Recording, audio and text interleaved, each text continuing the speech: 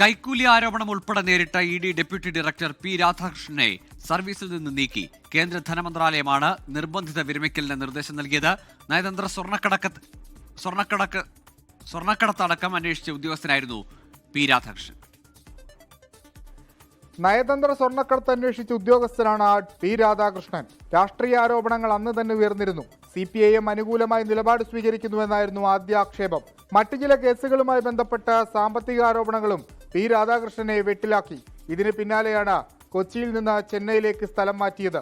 P രാധാകൃഷ്ണനെതിരെയുള്ള സാമ്പത്തിക ആരോപണങ്ങളിൽ ED നടത്തിയ അന്വേഷണങ്ങൾക്കൊടുവിലാണ് നിർബന്ധിത വിരമിക്കലിന് ആവശ്യപ്പെട്ടത്. നിലവിൽ ജമ്മു കാശ്മീരിൽ ഡെപ്യൂട്ടി ഡയറക്ടറായി ജോലി ചെയ്യുകയായിരുന്നു. കോഴയും അനധികൃത സ്വത്ത് സമ്പാദനവും അന്വേഷിക്കുന്ന ഏജൻസിയിലെ ഉദ്യോഗസ്ഥൻ കൈക്കൂലി ആരോപണത്തിൽപ്പെട്ട് പുറത്തുപോകുന്നത് എൻഫോഴ്സ്മെന്റ് ഡയറക്ടറേറ്റിനുണ്ടാക്കും നാണക്കേട് ചെറുതല്ല. 24 കൊച്ചി.